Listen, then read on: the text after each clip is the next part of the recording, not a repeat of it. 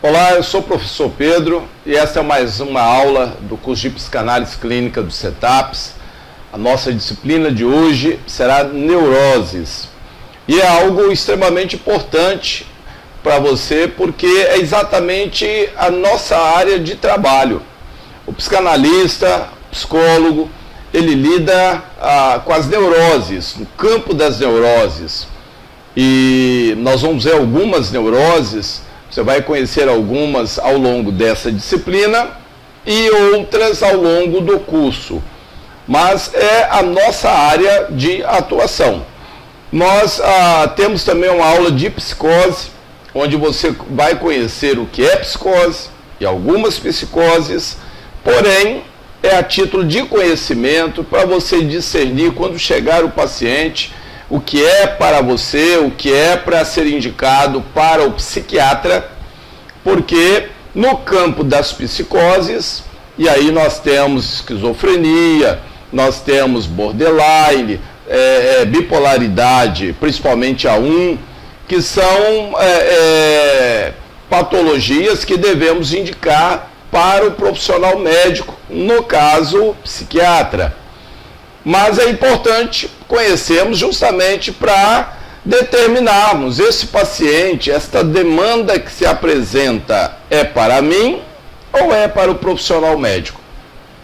Por isso nós temos esse módulo de neurose, você vai conhecer aquilo que é pertinente à nossa área e vai conhecer em psicoses aquilo que é a área mais adequada ao manejo médico. Não quer dizer que você não possa trabalhar em conjunto com o médico, de forma colaborativa ao trabalho médico. Geralmente os médicos indicam um profissional da área emocional comportamental para acompanhar o paciente, porque o médico só prescreve ali o medicamento, o tratamento, mas não está ali acompanhando diariamente aquele paciente.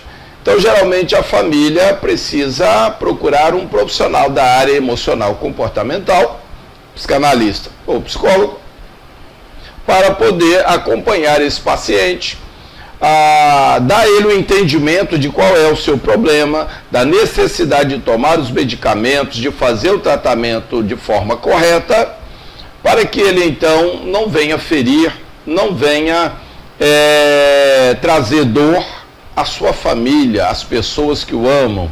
Então, é o nosso trabalho. Quando se trata de psicoses, não vamos curar o paciente, mas podemos ter uma grande colaboração, ok?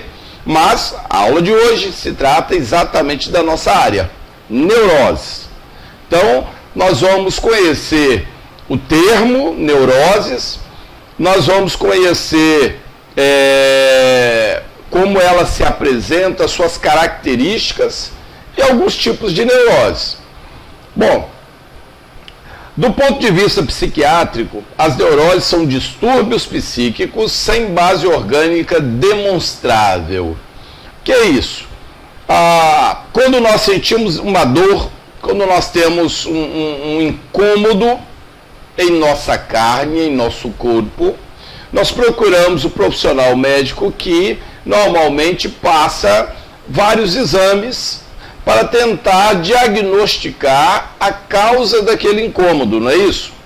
No caso das neuroses, isso não vai ser diagnosticado através de exame.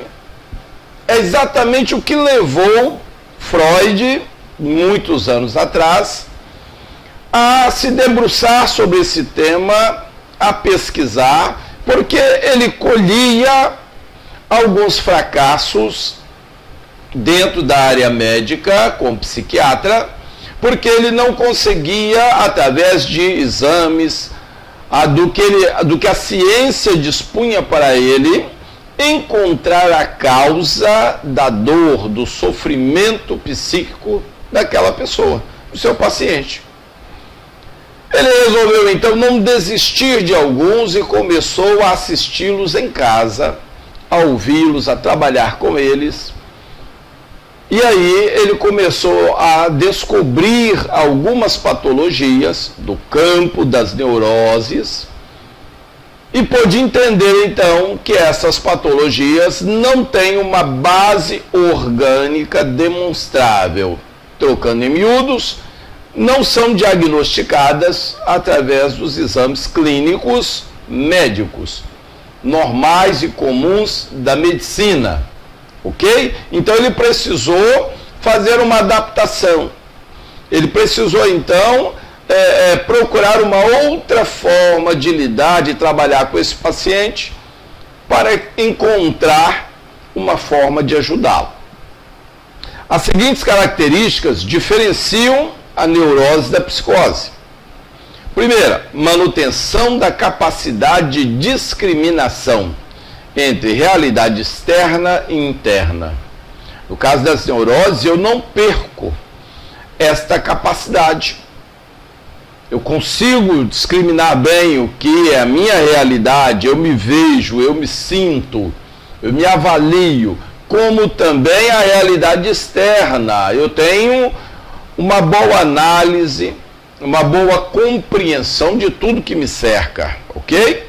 No caso das psicoses, nós temos alguns transtornos em que, ou no momento do surto, ou em casos como a esquizofrenia, quando já está muito adiantado, nós temos uma perda permanente dessa discriminação, desta análise, dessa percepção da realidade, tanto interna como externa, ok?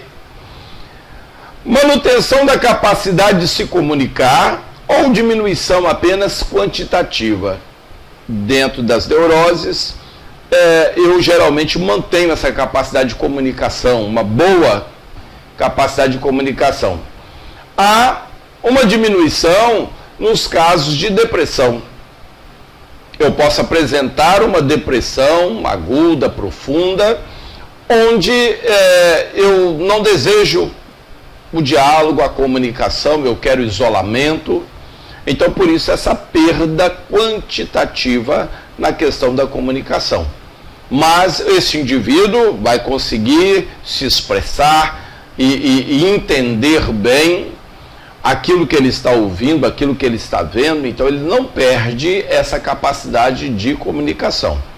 Do ponto de vista psiquiátrico, as neuroses são distúrbios psíquicos sem base orgânica demonstrável, como nós falamos lá atrás. Então, por isso que é difícil para o psiquiatra resolver a maioria das neuroses. Ele trabalha muito mais facilmente no campo das psicoses, porque ele faz uma série de exames para diagnosticar qual é a patologia do paciente.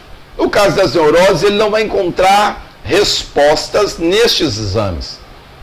Então, nós, como profissionais da área emocional e comportamental, é que temos o nosso passo a passo, através das sessões analíticas, através de uma metodologia investigativa, através de fichas que nós usamos de rastreio para encontrar a origem de um trauma, ou seja, para encontrar os porquês dessas alterações emocionais e, como consequência, comportamentais. Vamos seguir. A pessoa com transtorno neurótico existe dentro de um equilíbrio instável, há uma instabilidade emocional do indivíduo. Entre as suas motivações inconscientes, aqueles desejos, aquelas pulsões inconscientes que ele nem percebe, ele não está avaliando, não é ele que está evocando a memória para puxar estas memórias, mas elas fluem automaticamente e inconscientemente. Impulsos e desejos, mecanismos de defesa do ego e a realidade externa. Então, há um equilíbrio instável, há uma instabilidade entre meus desejos, minhas pulsões internas, que fluem inconscientemente do meu interior, do meu banco de dados. Então há essa instabilidade entre isso, que flui naturalmente, inconscientemente, e a minha realidade externa. Vamos dar só um exemplo: fobias. Fobia é um medo incontrolável de alguma coisa. Há um registro no meu banco de dados de um acontecimento traumático que ficou com um conceito: eu tenho medo de alguma coisa, ou tal coisa é perigosa para mim. Então, sempre que eu acessar essa memória, há um stop. Meu cérebro imediatamente me dá um comando para fugir daquilo, me dá um comando de que aquilo é perigoso, que eu devo evitar. Isso vai se tornar um condicionamento. Vai fluir inconscientemente toda vez que eu estiver diante daquilo. Então, este é o equilíbrio instável. Porque há uma instabilidade. Eu chego diante de um elevador, juntamente com um grupo de amigos, nós vamos pegar o elevador, vamos subir, e de repente há um stop. Eu paro, eu freio na porta do elevador, suando frio, tremendo, e não quero entrar. Então, perdi o equilíbrio. Houve uma instabilidade emocional e comportamental. Meu comportamento não é adequado, não está ajustado ao grupo. E então, eu vou tentar me esquivar, eu vou tentar ir pela escada. E se eu insistir em ir no elevador, vai ser perceptível a minha instabilidade emocional. Ok? Então, as neuroses, e aí eu citei apenas um tipo de neurose, fobia, podiam ser crenças limitantes, um outro tipo de neurose. Mas então, ela provoca o quê? Instabilidade entre o que está no meu interior, entre o que está registrado em mim, fruto de um trauma, e que vai se manifestar numa instabilidade emocional e um problema comportamental, porque vai alterar o meu comportamento. Vamos seguir. A palavra neurose foi criada pelo médico escocês William Cullen no fim do século XVIII para designar distúrbios das sensações e movimentação corporal, sem uma lesão anatômica correspondente na rede nervosa. Então, nós vemos aqui Cullen falando algo interessante. Por quê? Distúrbios das sensações, aquilo que estou sentindo, e de movimentação corporal, ou seja, como eu reajo e interajo, mas sem ter uma lesão anatômica. Não há nenhum problema anatômico no meu cérebro. Não houve lesão. Não há uma disfunção. Não há um problema genético que seja o responsável por esta alteração. Na realidade, o que há então?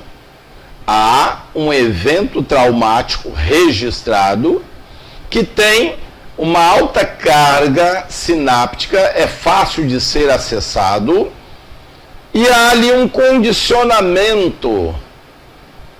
Toda vez que o meu cérebro lê esse registro memorial, ele me dá um condicionamento, porque já está lá, tal coisa é perigosa, tal coisa deve ser evitada, você não é bom para fazer isso, isto não é para você, e você age por condicionamentos, ok? Então, é isso que Cullen está dizendo aqui, que por causa desses condicionamentos é que nós vamos acabar tendo reações, comportamentos disfuncionais, inadequados, e não é um problema no meu cérebro. Eu não tenho, fisiologicamente falando, ou anatomicamente falando, nenhum problema, nenhuma lesão. Vamos seguir. No início do século XX, o termo popularizou-se graças à difusão das ideias de Freud, da psicanálise. significando conjuntos de sintomas resultantes principalmente de conflitos psicológicos e recalques inconscientes.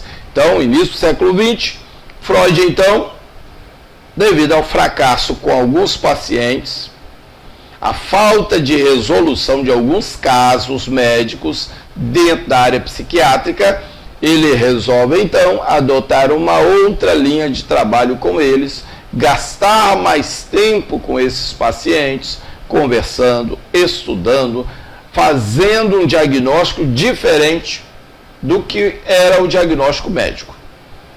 E aí ele começou, então, a ver que muito desse comportamento disfuncional, daquela neurose que se apresentava, tinha um fundamento no passado, principalmente na fase infantil, quando ele acessava algum acontecimento da área infantil, aquela pessoa reagia de forma a sinalizar para ele que ali estava a causa dessa disfuncionalidade comportamental, dessa pessoa ter reações estranhas à maioria, disfuncionais.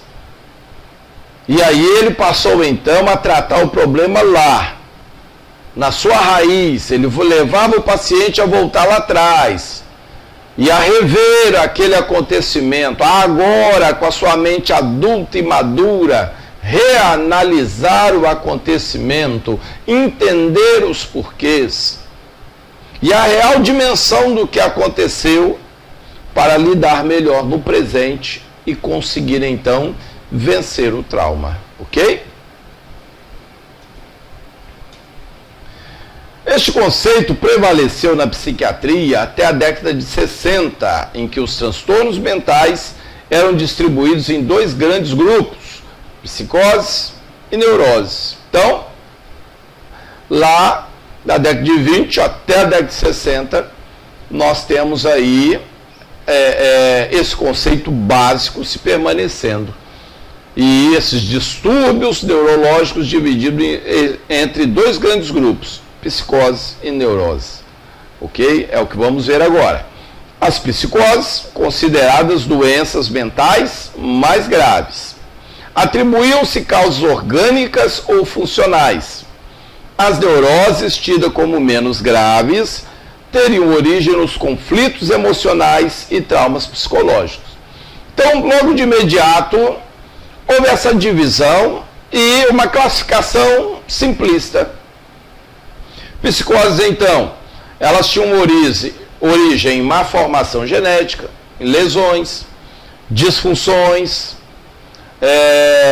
anomalias provocadas até por ingestão de substâncias químicas fortes que poderiam provocar dano ao cérebro, mas sempre estavam ligadas a problemas mais sérios, graves, que envolviam problemas anatômicos, genéticos ou lesões. E as neuroses seriam aquelas em que não haveria nenhum problema fisiológico com o cérebro e tudo estaria ligado à área emocional comportamental, muito ligada à cognição, formação da cognição do indivíduo, que estaria comprometida com traumas, alguns traumas surgidos na infância.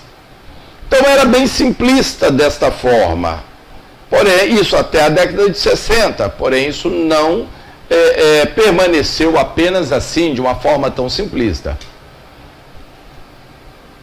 As pesquisas das últimas décadas mostraram que esta distinção não se sustenta. Nas neuroses, embora os eventos vitais tenham capital importância, ou seja, 90% dos problemas ligados à área das neuroses estão ligados a eventos traumáticos. Mas nem todos. Nem todos. Mecanismos químicos de neurotransmissão participam da produção e manutenção dos sintomas e os fatores genéticos são igualmente significativos.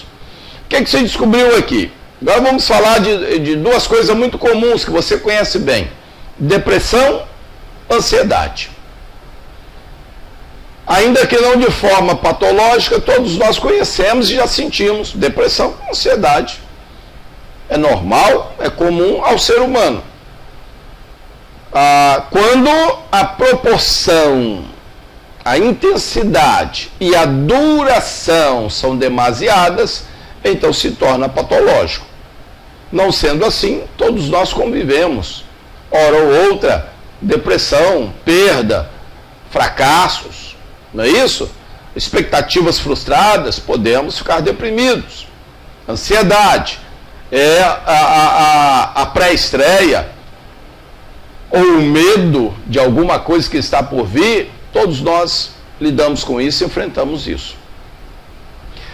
Mas quando falamos de cunho patológico, depressão e ansiedade, então estamos linkando isso a algumas substâncias químicas. Noradrenalina e adrenalina são agentes principais, importantíssimos, que em excesso podem trazer euforia, mania, que é quando o nível está para cima, te acelera todo o seu metabolismo, até pensamentos ficam mais rápidos. E aí pode gerar ansiedade. E podemos ter níveis muito baixos, que podem gerar depressão. Não somente essas duas substâncias que nós chamamos adrenérgicas, que são produzidas nas nossas adrenais, duas glândulas acima dos rins. Não somente essas duas substâncias, noradrenalina e adrenalina, mas entra aí nesse coquetel acetilcolina, que é um neurotransmissor, dopamina, um neurotransmissor, serotonina, que também fazem parte desse conjunto. As alterações dessas substâncias químicas, para mais ou para menos, podem afetar nosso estado emocional, nos levando à depressão, nos levando à euforia, à mania, hiperatividade, ok? Ansiedade. Então, essas substâncias químicas são extremamente importantes. E é por isso que não podemos levar em consideração só a questão fenomenal, ou seja, aconteceu um evento traumático, por isso houve um distúrbio. Não é 100%. Nós podemos ter um paciente que está com desequilíbrio nas adrenais, produzindo em excesso, produzindo com deficiência adrenalina e noradrenalina. Nós podemos ter um problema na produção desses neurotransmissores, dopamina, acetilcolina, serotonina. Ok, gente? O próprio ácido GABA tem um papel importante como regulador, controlador nesse processo. Então, por isso que o autor aqui ele coloca, não se sustentou, veio até a década de 60 de uma forma muito simples. Campo das psicoses, é lesão, é problema orgânico, é genético, é biológico. Campo das neuroses, então, é trauma. Acontecimento lá na infância, envolve cognição. Na maioria das vezes, sim. Não 100%, ok? Podemos ter mesmo alguém com problemas de depressão ou ansiedade, um problema aí que é biológico, disfunções na produção das suas aminas, ok? Vamos lá. Considera-se que nas neuroses a autodeterminação e capacidade de discernimento não são afetadas seriamente. Isso é fato. Como são transtornos mais leves, não são graves, como borderline, esquizofrenia, a bipolaridade. Então, nós não temos essa capacidade de discernimento, de compreensão das coisas, de comunicação, de análise, comprometida seriamente. Em muitos casos, o tratamento apenas psicológico não é o suficiente, sendo necessário suporte medicamentoso. Que casos são esses? Estou lidando com alguém que apresenta um quadro de depressão. Eu vou ter enorme dificuldade de lidar com esse paciente, porque a depressão tira o seu ânimo, o seu desejo de participar até do tratamento. Um antidepressivo vai mudar isso, o seu estado de ânimo. O antidepressivo vai fazê-lo reagir. E aí eu posso trabalhar com esse paciente para que ele então se liberte de vez da depressão e como consequência do medicamento. Da mesma forma, no caso da ansiedade. Eu estou trabalhando com um paciente que é tão ansioso que é difícil para ele sentar-se, é difícil para ele deitar no divã, estar ali falando, estar participando de uma sessão, porque um nível anímico alto faz com que ele se movimente, com que ele queira gastar essa energia, e eu vou ter dificuldade. Então, é importante entrar o medicamento no campo dos ansiolíticos, para jogar isso para baixo. Não é você que prescreve, ok? Guarda isso. Psicanalista, psicólogo, não é nossa área prescrever medicamentos. Nós devemos encaminhar este paciente ao médico e o médico, então, é que vai prescrever o medicamento, neurologista ou psiquiatra. E aí, ou um antidepressivo ou um ansiolítico, dependendo do problema dele. E aí eu consigo trabalhar bem com esse paciente, ele estando mais ajustado, equilibrado. Ok? Então, nós vamos com o medicamento compensar o que está faltando ou o que está sobrando, para ajustá-lo e eu poder trabalhar então nos seus traumas, na real origem do problema e ajudá-lo a vencê-lo. Bom, até para possibilitar maior aproveitamento da psicoterapia e conforto do paciente ao longo da resolução de seus conflitos. Tem esse detalhe também. O paciente começa um tratamento com você que pode durar meses. Você pode levar 6 meses para, de fato, encontrar a origem do trauma e ajudar esse paciente. Mas por que ele vai sofrer tanto nesses 6 meses, sendo que ele poderia estar usando um medicamento que iria trazer conforto, qualidade de vida para ele, até darmos a solução, a cura para ele. Até lá, ele pode estar usando medicamento sem problema algum. O ansiolítico, o antidepressivo, dependendo de qual é o transtorno do paciente, ok? Aqui nós temos um quadro que mostra algumas diferenças entre neurose e psicose, para que você se situe aí. Então nós temos à direita aqui, ó, neurose e psicose, e mais e menos para avaliarmos cada item. Primeiro, corte com a realidade. Ó, é menor para quem tem neurose. É maior esse corte com a realidade para quem tem psicose. A consciência do patológico, ou seja, de que ele tem um problema, estar consciente de que tem um problema e que precisa de ajuda, precisa de tratamento. Aí já é maior no neurótico. Ele consegue discernir que ele tem um probleminha. É menor em quem tem psicose.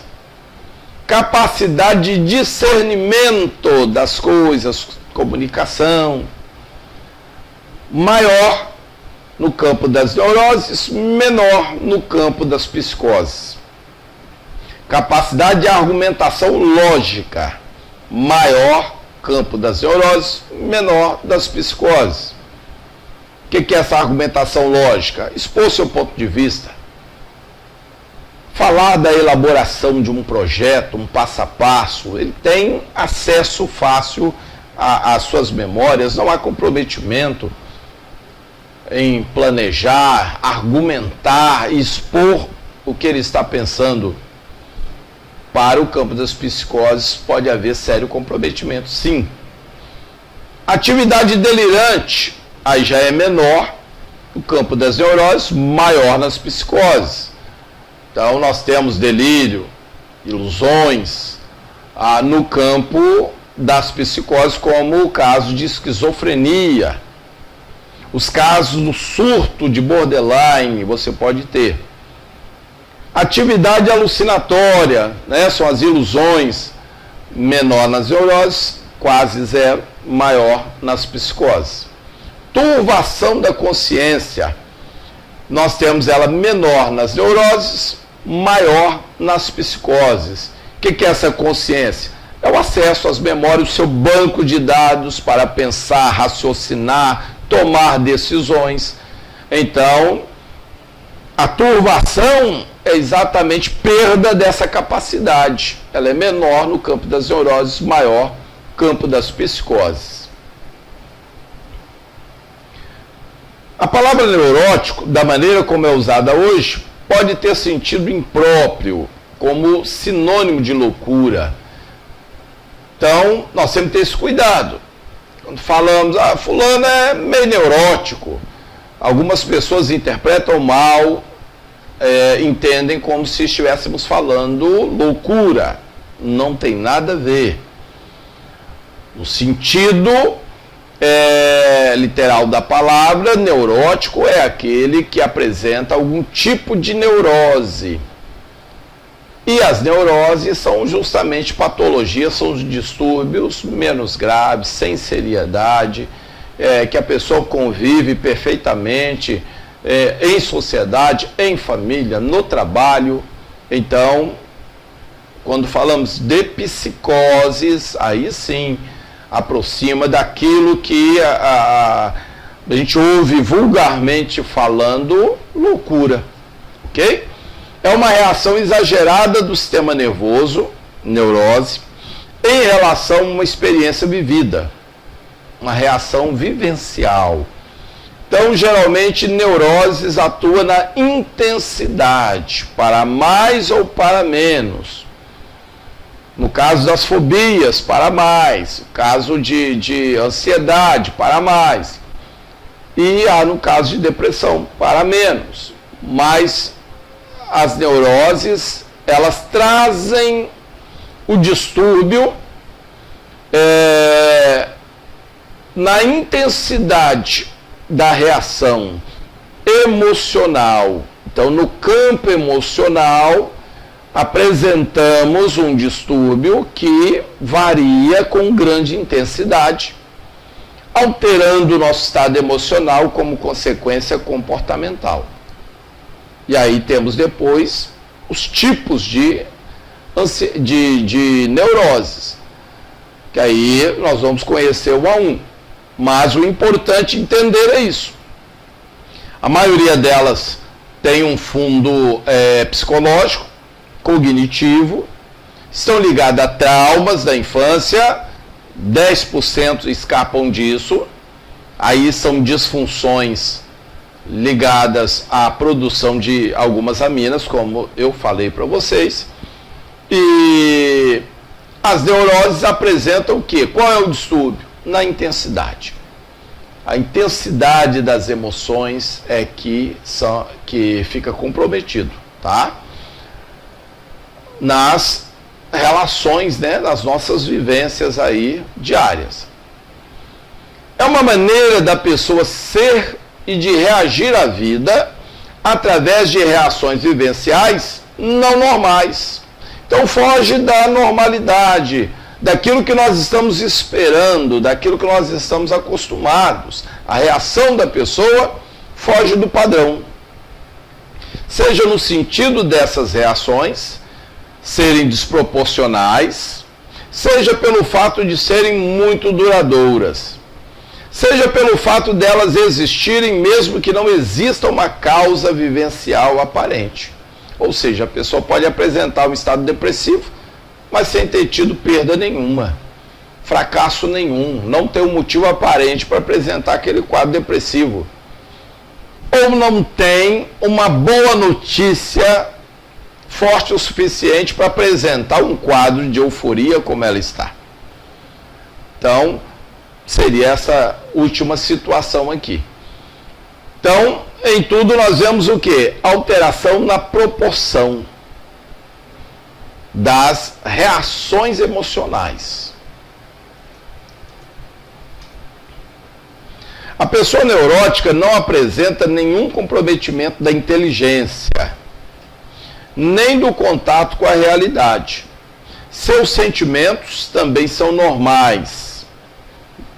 Vai criar empatia pelas pessoas, vai poder ter um relacionamento afetivo normal.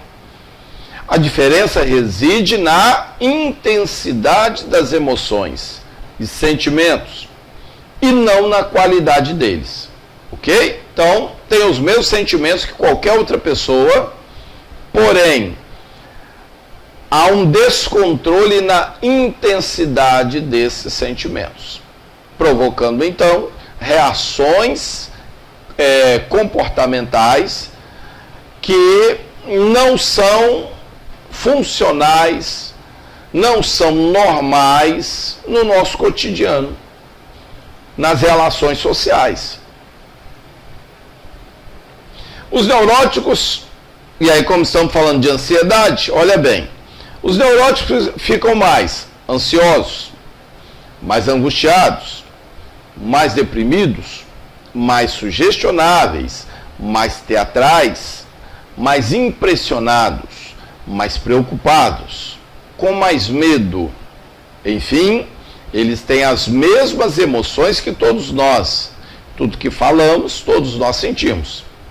Porém, exageradamente. Então, o neurótico tem essas emoções com um descontrole, de forma exagerada.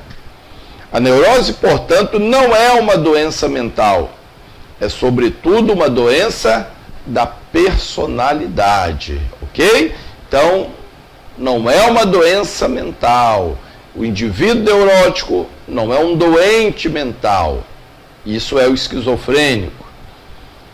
Ele, na realidade, ele tem um descontrole, geralmente cognitivo, fácil de ser ajustado. Controle na intensidade emocional. Então, é algo que é da nossa área, da nossa lida, ajustar esse indivíduo. Ele está descompensado, podemos dizer, em suas emoções. E nós vamos trabalhar trazendo esse ajuste, esse equilíbrio às suas emoções. Segundo os dicionários de psiquiatria, neurose é um quadro psiquiátrico onde a pessoa geralmente tem dificuldades de adaptação. Apesar de ser possível trabalhar, estudar, ter vida amorosa, estar bem entrosada com a realidade, ao contrário da psicose. Então, quadro psiquiátrico onde a pessoa tem dificuldades de adaptação. Por quê? Descontrole na intensidade das emoções. Mas isso não o impede de trabalhar, estudar, casar-se, ter a sua vida afetiva, amorosa, sem problemas. Diferente da psicose, que há um descontrole total, borderline, se torna agressivo, quebra tudo, fere pessoas que ama. Um bipolar 1 pode fazer a mesma coisa, e o esquizofrênico nem se fala, porque ele pira de vez. Em dado momento da evolução do seu transtorno, ele perde o contato com a realidade e se torna perigoso para si mesmo e para os outros que têm contato, um relacionamento com ele. A pessoa neurótica vive permanentemente em conflitos psíquicos, não conseguindo desta forma aproveitar prazerosamente sua existência. Geralmente inicia-se na infância e acompanha o indivíduo por toda a vida, sendo indicada a psicoterapia para o tratamento. Então vai acompanhá-lo. Começa lá na infância, quando houve um transtorno, um acontecimento que o marcou profundamente, isso começa a alterar seu comportamento, e se não houver um tratamento, um acompanhamento psicanalítico, psicológico. Isso vai acompanhá-lo durante toda a sua vida, ok? Há pessoas que levam fobias consigo até o resto da sua vida. Uma crença limitante que o impede de crescer, prosperar, desenvolver um bom trabalho, ele adquiriu lá na infância e vai acompanhando, infelizmente, ao resto da vida, se ele não tiver o tratamento adequado. Kurt Schneider coloca as reações vivenciais anormais como maneiras neuróticas de responder às vivências. Portanto, reações vivenciais que aparecem sem uma causa desencadeante, que determinem sentimentos desproporcionais às causas ou que não tenham relação temporal com a causa, seriam reações vivenciais anormais. Então está ligado ao que falamos até aqui. Kurt Schneider vai na mesma linha, né, falando que essas reações vivenciais anormais quando elas são desproporcionais à causa, ou quando não tem uma relação direta com a causa, com aquilo que aconteceu, com um fato. E aí você vê um comportamento desproporcional em relação ao fato, ou que não tem nada a ver com o fato. NRI se refere às reações neuróticas como maneiras anormais de se responder às vivências, como uma desproporção entre causa e efeito, na mesma linha. NRI, o que ele fala? Há uma reação desproporcional entre a causa, ou seja, o acontecimento, e o efeito, o que provocou no indivíduo. Kolbe trata as neuroses com as denominações de reações neuróticas, cuja descrição se encaixa bem nas reações vivenciais anormais. Para ele, seriam as reações ansiosas e reações histéricas. São todas o quê? Ansiosa, desproporcional, é para mais. Histéricas, da mesma maneira. Então ele está falando de uma outra forma de um descontrole emocional para mais. Nós temos aqui a imagem do Freud, uma imagem famosa, o escultor aí esculpindo o busto de Freud. E aí entramos nos tipos de neuroses, que será a nossa segunda parte aí da nossa aula. Nós vamos falar sobre alguns tipos de neurose, falamos o que é neurose, a forma como vários estudiosos classificaram, deram uma definição para neurose. E agora nós vamos ver alguns tipos de neuroses que você, no consultório, vai lidar com uma certa frequência, ok? Então vamos aí para a nossa segunda parte logo em seguida.